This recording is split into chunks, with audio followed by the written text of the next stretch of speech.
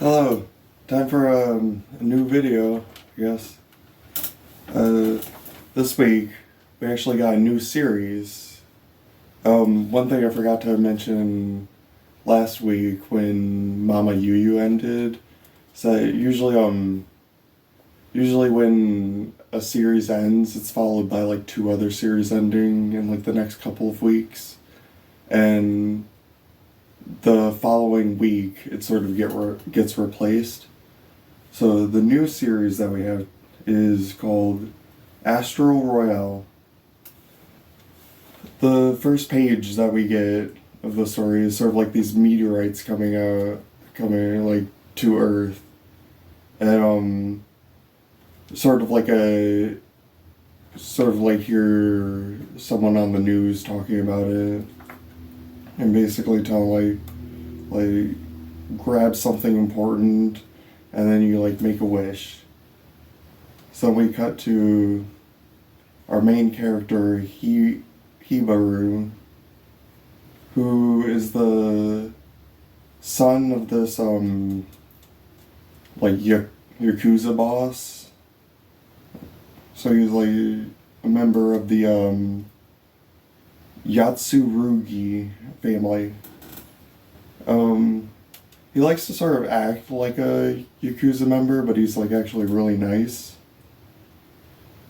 And as he's sort of walking around, he runs into Terasu,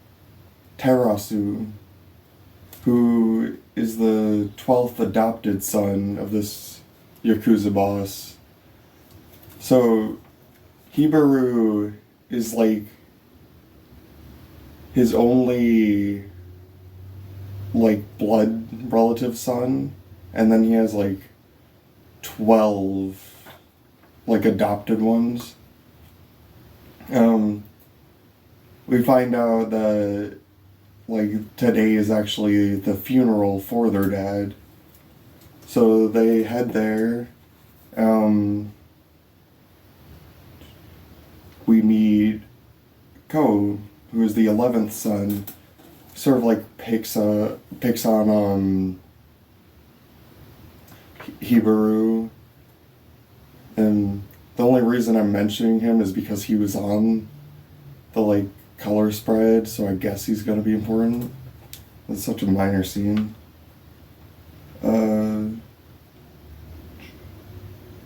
At the funeral, we sort of see more of the sons, but the only real notable one is Shio, who is the first adopted son and was the underboss. He has a lot of support for like becoming the next boss. And then we get like a speech from Hibaru, who people are sort of expecting him to announce like who the dad said the next boss would be. He announces that it'll be Terasu. Everyone gets real upset at this. Then it cuts to a flashback where you sort of see the dad, like he has this bullet that like he'll like sort of like hold in his hand when he punches someone, and just like see him with like bringing in some of like the adopted sons and stuff. He has this quote like my fist is my bullet, and the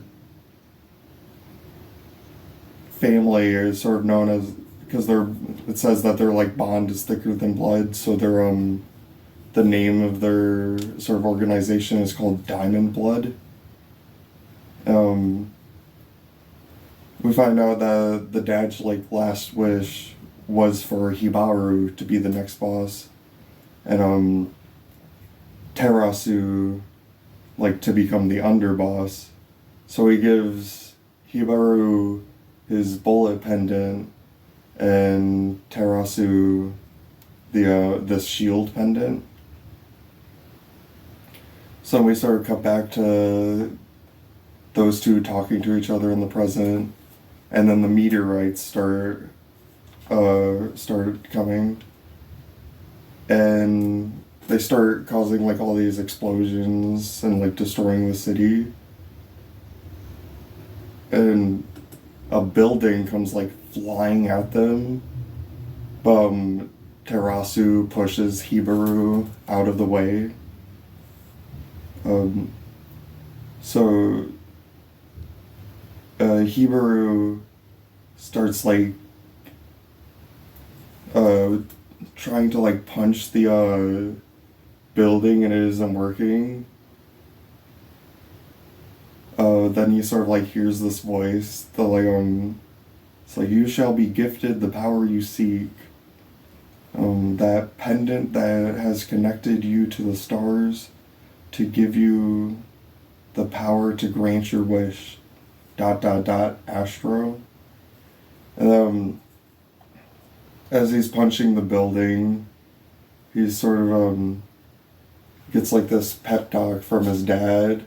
He like grabs the pendant like his dad does and like punches the building, and it just is like sent flying. We find out Terasu was sort of in like this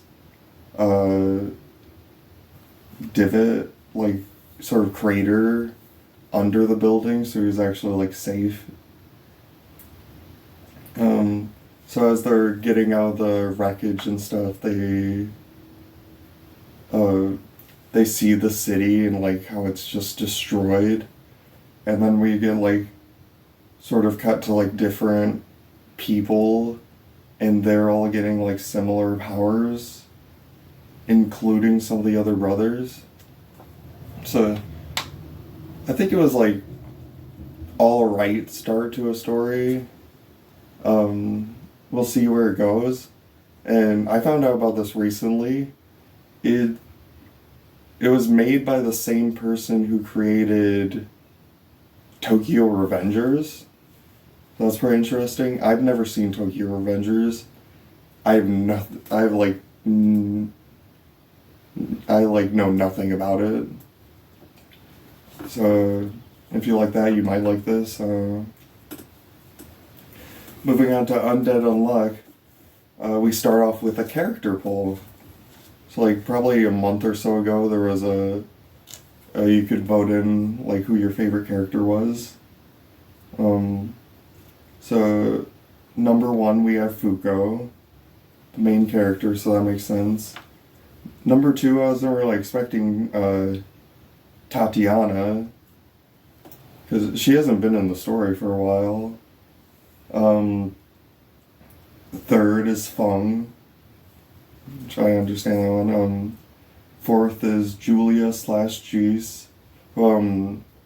Julia is like the reincarnation of Juice.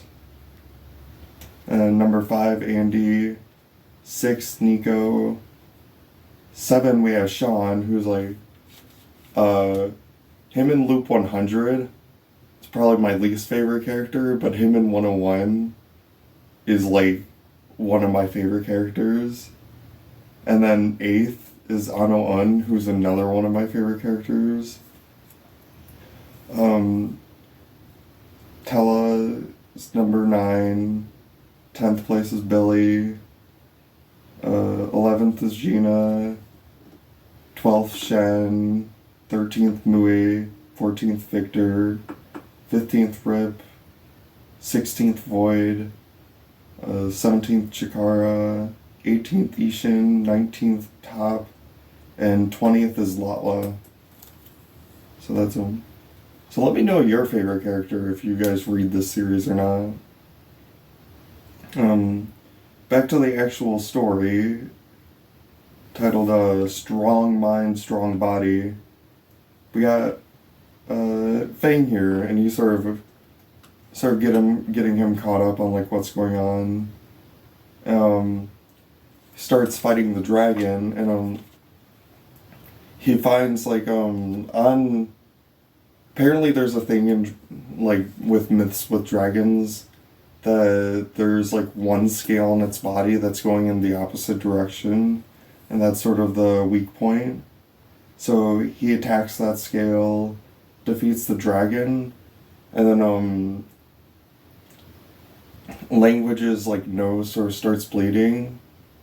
So my sort of theory on that is like if you summon like a living creature, if that thing takes damage, then the damage is sort of like sent back to you. Because like a wall got destroyed, but it was Nico was perfectly fine. But then that creature that Ichiko summoned was destroyed, and then she got hurt. So that might be that. And Fong's there. It's like, oh, it's so great to have him on our team, but he's obsessed with fighting like strong things. So for him, it's just like a gauntlet, and he would want it to continue as long as possible. So that's sort of why Language sort of like, oh, he's strong to have in a fight, but he's not really good to have as a teammate. And then she uses her next word, evolution, and she enters her third phase, or phase 3, which for Umas, you will find them in like 4 forms basically. The first form is like their little their core, which if you want to capture them, like defeat them without killing them, you want to capture their core.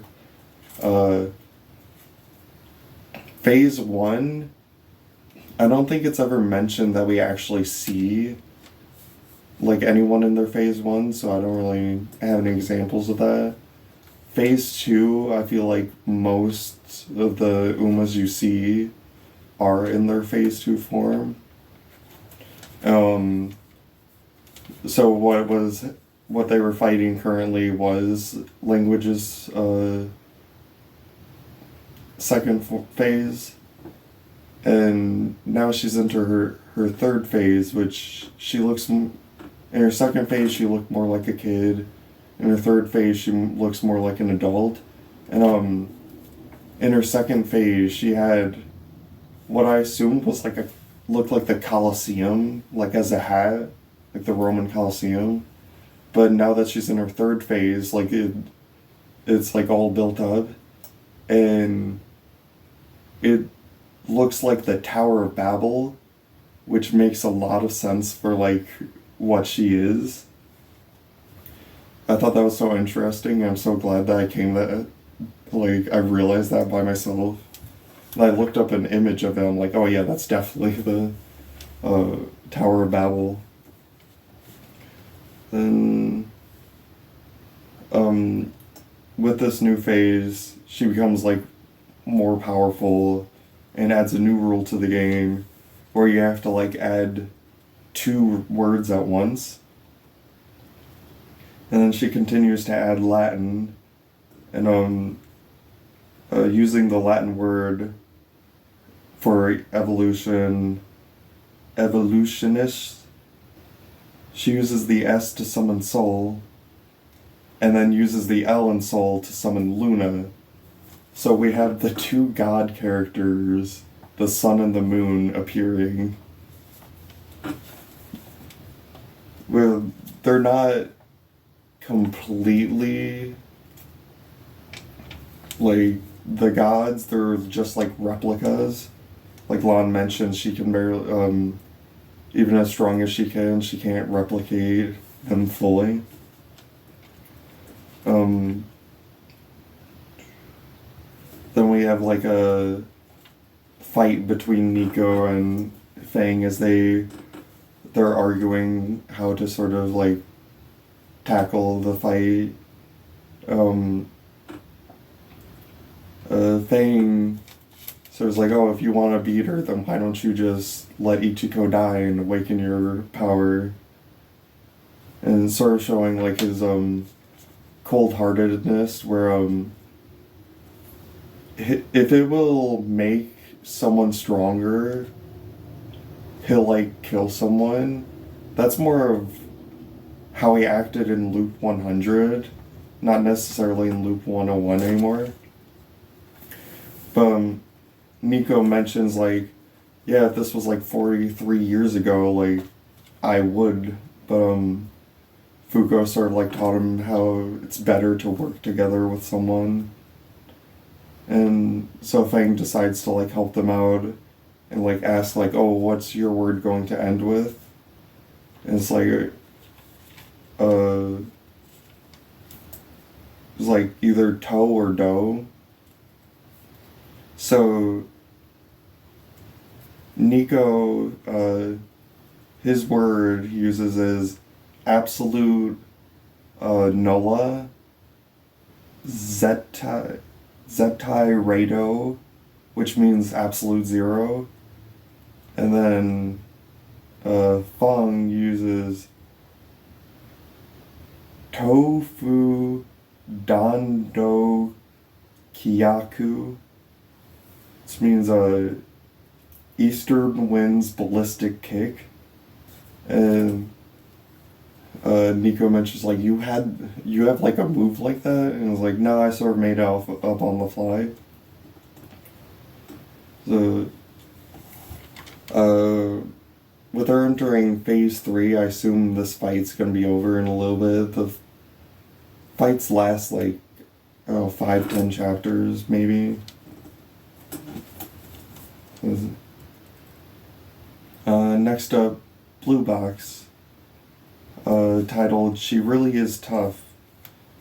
So after the badminton tournament, everyone's getting ready for summer, but before they can get to summer, they have to do all their tests and stuff. So everyone's getting ready to study. Taiki Kyo, who's like sort of his best friend character, and Hina, who's like another friend who had a crush on Taiki but was rejected, but now they're like cool again, and she's gymnastics like competitor. And so as they're studying, Hina decides to take a break and goes to like the vending machines, where she runs into Haruto, who is the little brother of Yusa. It's like I mentioned like a rival from like another school for Taiki. While everyone else is like studying textbooks and stuff, he's like studying previous games and like recordings of like games that he was in. He mentions like someone stronger than him, which he's referring to his brother, said to him like after his match, "I'm surprised you've gotten better." So him and Hina sort of like talk about this and stuff, and she ends up like giving him a pep talk. And as she's walking away, this is where the title comes in, like, oh, she's really tough. And then we cut to Taiki's house where him and Shinatsu are studying. And then Shinatsu sort of like uses the textbook to like ask him out, like points to words to ask him out.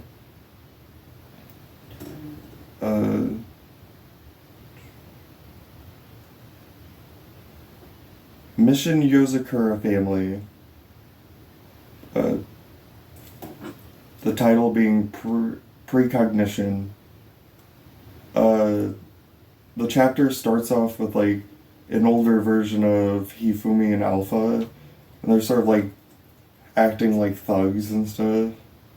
They're like taking money that's like supposed to be their college fund. They're like, oh, we already dropped out of school.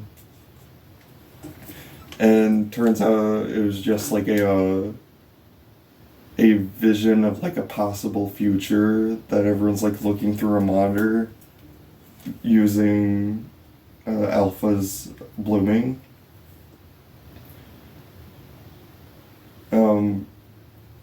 So his blooming is, as the title said, precognition, where you can see into like possible realities of like what's going to happen. To sort of keep his blooming stable, Nano made like this soothing drink to keep him calm.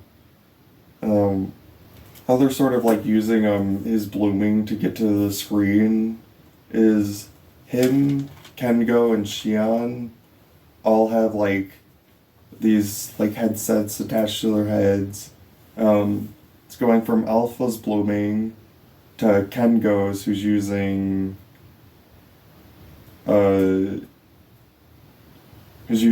assimilation to sort of pick up the memories and stuff, and then Shion's using analysis to sort of translate that data into the screen.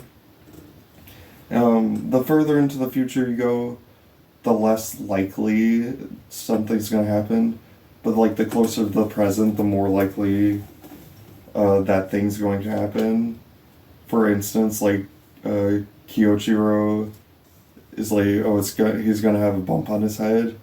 And he's like, oh, that's not gonna happen, and then he slips on a banana and it happens. Alpha's really concerned because one of the big memories he noticed last chapter was Tayo dying to Asa. And Tayo sort of like reassures him that like, it's like, oh, don't worry, that's not gonna happen. And even if it does, you have like all of your aunts and uncles and your mom and your sister, which Mutsumi is like terrified of that. Like, just like goes pale thinking about that. Like, you think about like Tayo's death, she just can't handle it. So then we cut to Asa's base, which is like this floating like sphere that's coming up on the Yozakura like hideout.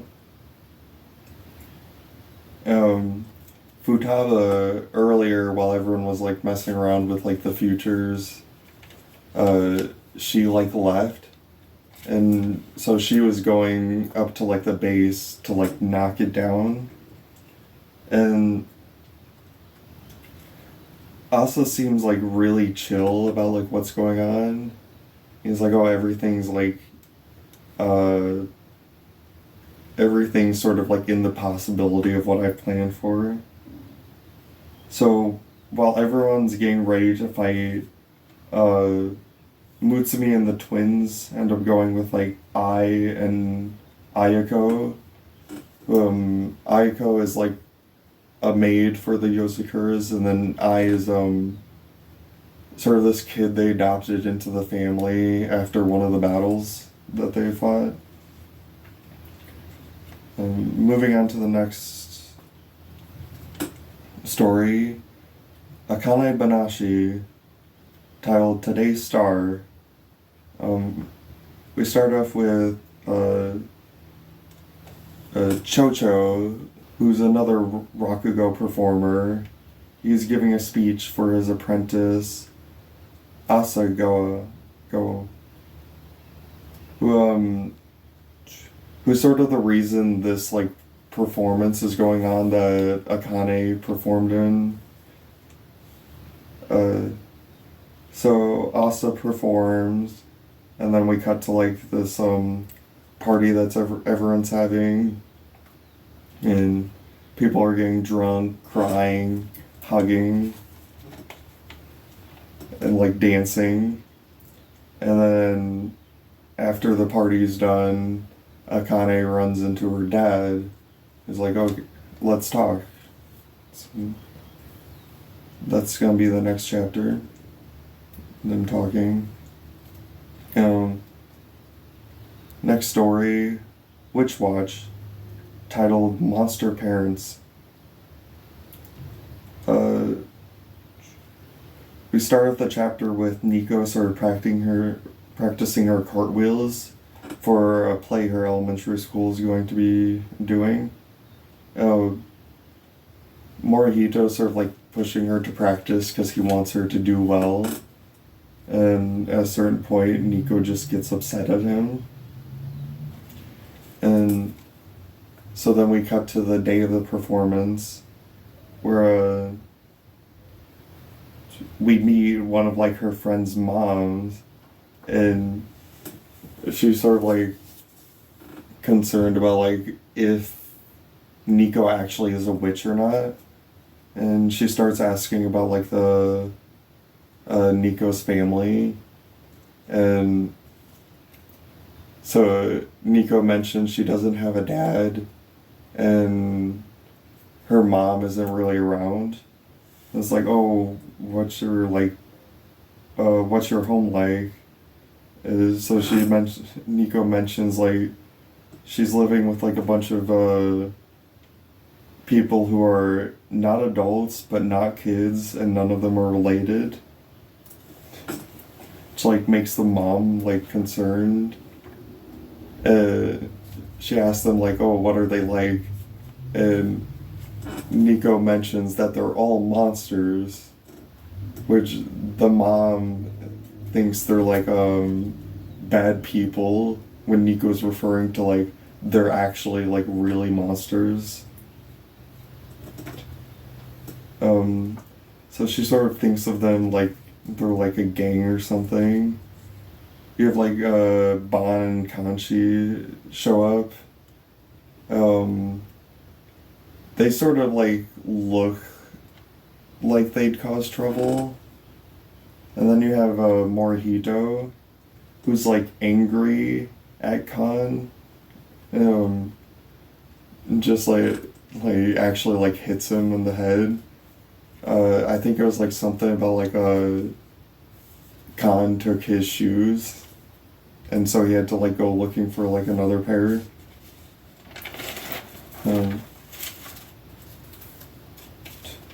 So the mom sort of is like seeing how Morihito would react to the play, and that sort of like judge his character and stuff. And like during the play, Nico lands her cartwheel, and like this made Morihito's like really happy, and like during the performance he starts crying. And then like at the end he picks her up and he's like so proud of her. So the mom like apologizes to for judging Morihito. And like Morihito gets like called away, and there's this funny scene where it's like oh, he's actually a good guy. And Nico's like, oh well, he's still an ogre though, or like he actually is an ogre. And you see him just lifting a jungle gym, like helping like the teachers move it. He's just like lifting it all by his own. Next chapter to talk about is Super Psychic Policeman Chojo, which this chapter we're introduced to this middle schooler named Bon, who shows up and wants Chojo to sort of teach him how to be a psychic, which you can't really teach someone to be a psychic. So the whole chapter is sort of like him wanting to learn psychic abilities from Chojo, and Chojo just sort of like shooing him away. This chapter kind of sucks because Bon as a character just sucks. If you know who Mineta is from My Hero Academia, you know why he sucks. I'm not going to talk anymore about this chapter because it's just filled with him just not being a great person. So next up is Nue's Exorcist. And we get a color page for this one. It's just sort of Yajima and Kazusa, just like them in their sort of exorcist outfits. So, uh, the chapter is called "Training's Supposed to Be Done Alone." Um, so they go to the place where they're supposed to train. Um, when they appear in the training room, Yajima's all alone. Um, so that's why the title's called that. His training, so they'll sort of train separately, but the living space is together. And his training is there's a bunch of fish flying around, and there's like one blackfish that's supposed to be like his target. But there's also a fish that if he defeats it, it will like respawn, and it's sort of like constantly attacking him and like firing projectiles at him. Uh, so Yajima attacks like this group of fish, and like while he hits the target, he hits like a couple other ones. Um, the target fish splits in two, and each round you have to attack each fish in order of like what number they are. You can tell the number by their tail, and he has to get through 10 rounds of this, and any fish that isn't his target will turn into one of these attacking fish if he ends up hitting them. Then we sort of cut to the Exorcist Bureau, who's like having a meeting. Just sort of stuff we already know, like them getting ready to fight the level 4 spirits. Then we sort of get some pages with Yajima and Kazusa sort of adjusting to like living in this room together. And the final scene we sort of get is Nue calling someone working at the bureau and asking them for like the ritual blade, which she needs for resurrection apparently. So she mentions like tomorrow she'll be showing up at the bureau, and we get some like workers sort of like gossiping about this. Next up, Elusive Samurai. This one also has a color page spread, or not color page spread.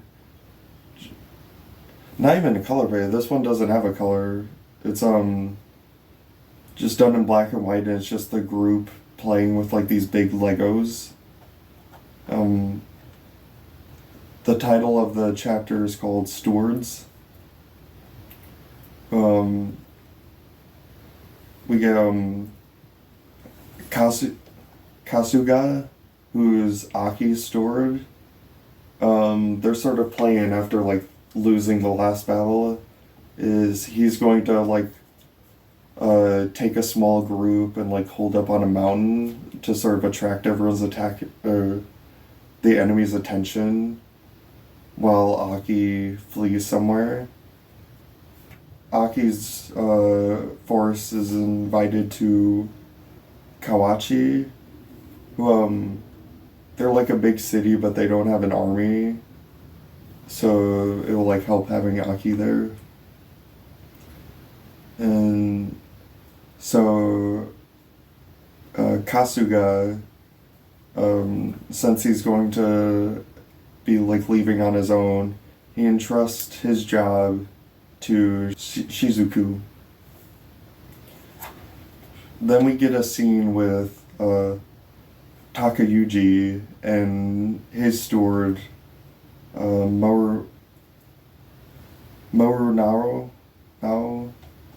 and he sort of orders him to bring him 3 things. One is Aki's head, the ghostly girl, who's Shizuku, and Tokiyuki's head. He sort of mentions them as being like thorns in his side. Then we get Aki's force defeating like another army as they're approaching what's mentioned to be their final destination. Me and Robico. This chapter is titled Brother and Akane. So Akane is she's into like a lot of occult stuff, and she has a crush on Gorilla. And we find out this chapter that she has a brother named Akanmaru, who we find out is like sort of overprotective, and he sort of like has a theory that she has a crush on a boy, so he ends up following her around, and then she sees like the group of like girls he's with meet up with Bondo's group, and he finds out that it's Gorilla that she has a crush on. So he ends up following Gorilla and like thinks he's like this bad person. Gorilla goes into a convenience store. He thinks he's going to steal these bags of chips, but Gorilla just like picks it up and starts rearranging all the chips to like make the display better. And he's like seen picking up litter. He just sort of stops and he's like, I know you're there. I was like, come out already. And he was actually talking to like a cat, and just like a bunch of animals are like flocking towards him. He mentions he's gonna like take the cat home because it's like injured, because his mom is like a veterinarian. So the brother sort of has to come with terms that Gorilla's like a good guy, but that doesn't mean that he accepts him. The next story, Dear Anemone, titled Deepened. After the fight with the mantis guy, the other girl, Kurokawa, she sort of ends up waking up. The wolf girl, who's like now in her human form, sort of convinces her that she, like, Kurokawa herself beat the mantis guy while she was like knocked out. Kurokawa, she ends up buying this like really easily. And then we cut to a fight between Anemone and Lobelia. Lobelia is sort of like winning in the fight. She has Anemone captured, is like releasing these toxins. As she's doing this, she walks up to Hachiue and just like tears him apart. We sort of cut back to, or have a flashback where after Anemone was like created, a few days after, the professor just disappears. So Lobelia sort of takes the lab into her own hands and is doing like her own experiments because she wants to like find out why she was a failure. If she does like her own experiments, she'll find out like how the professor feels. She like never ended up finding that out.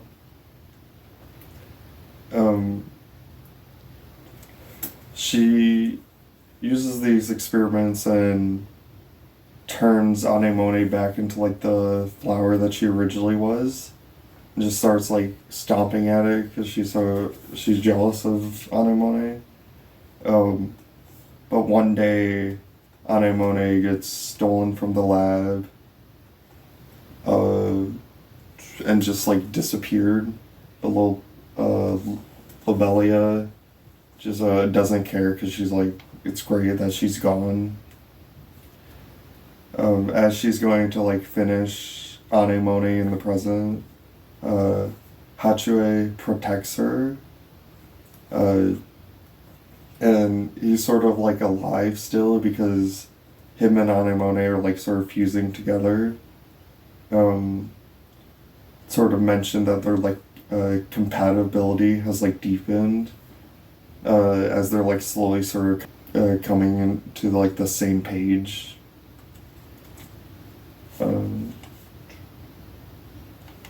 Greens. Everything about golf. After like all day golfing, Yasake, he's like sore, like when he comes into work. But he accidentally like keeps practicing because his like body's still used to it. As he's practicing, he starts talking to this girl who was like in his group as they were golfing yesterday. He finds out about this tourney that's coming up that he's like unable to join. They're not like allowing any spectators. He like really wanted to go so he can like watch the golfers and like learn more about like how like a professional will go, like how he can like study them and like apply it to like his own golfing. So Oga asks him to be his caddy, that way he can like he can still attend. So he starts practicing carrying these gloves like to and from work. So when he gets there, he can just focus on learning everything. It's mentioned like all the clubs like weigh 30 pounds. Or like about 29.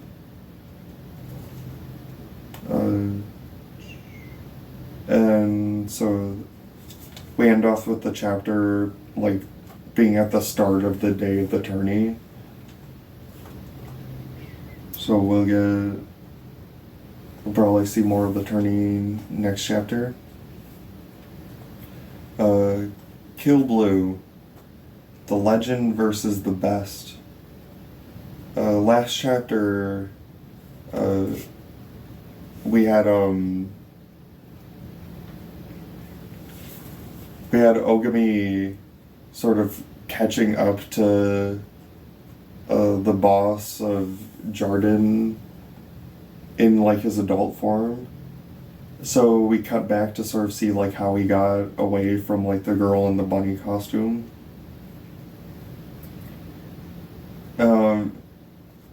The costume she's sort of wearing is made by the same fabric that the last guy he fought with wore, like this glove that could like stop the bullets he was shooting. So he ends up being saved by this lady on a bike who turns out to be like his ex-wife.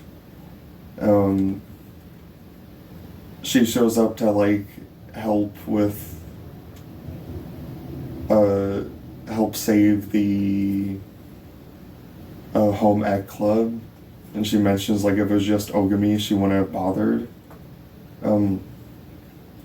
She brings with her like a medical cocktail that can temporarily turn him back into adult. It looks like this sort of candy mix. Like you have like these powders and then like you add water and sort of mix them together.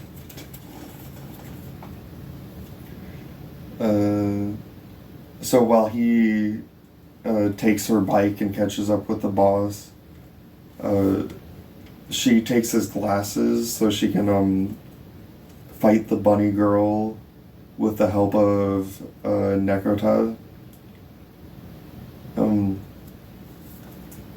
So we come back to the car, and Ogami is like lighting up a cigarette, but the guy's like, "Oh, please don't smoke in my car." So he sort of like throws it away. So they sort of like the boss sort of like is talking about like his family life. He's like, "Oh, tomorrow we're gonna have like a barbecue with all the neighbors." Then he sort of mentions like they sort of go into like business talk. So Mitsuka Pharmaceuticals is like the company that Noren's father runs, and he mentioned like there was some announcement where he mentioned that like she has the secret to like she has like some secret from like the pharmaceutical company, but she doesn't like know about it, so she can't really like give it out. But Jarden has like a way to extract this to her, extract the secret from her, but he mentions like it might kill her.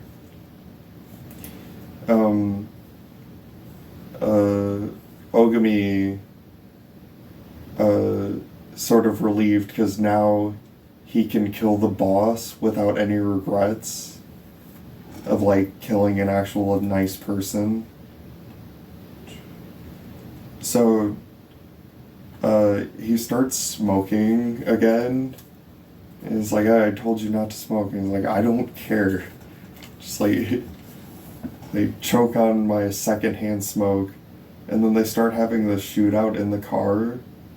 They drive by this like by a toll, and like the guy in the booth pulls out a gun, starts firing, and it turns out like he's an employee for the guy. And then they come to like a crosswalk where there's people. Turns out they're also employees.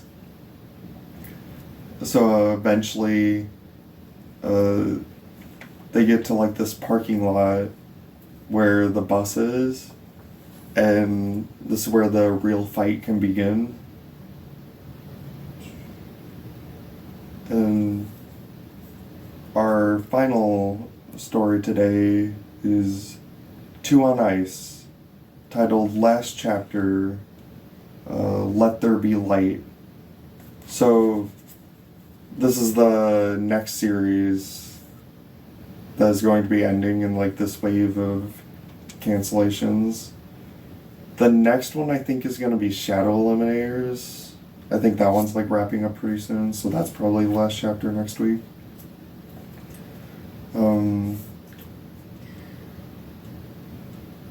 We sort of start off with like an interview between with like the two main characters, and they're at the 2022 Winter Olympics. Sort of starts off with all of them like all the competitors like practicing, and then we go to Takayuki, who's practicing with this fangirl that he met at the last competition, and so she's probably gonna be his next partner. And then we have like this him like listening to this call from his coach, who's sort of the person that led him down like the path that sort of created, like made him this like bad person. And she's telling him to like come back to singles, and that like he's sort of limiting himself like by being in pairs. So it sort of like causes him to be in like despair, like spiral down into despair. We cut back to the Olympics. This lady is giving like a pep talk to everyone who's competing. As like the two main characters are getting ready for their for their performance, Hyuma sort of talking about like how he wants to lead the future of pairs. Kisara mentions like even if he's walking ahead of everyone, she'll be like right next to him walking together. So they sort of want to become the light that reaches into like the darkness. So the chapter just ends with them like starting up their performance. So that's all of them that I was going to talk about today. So see you next week.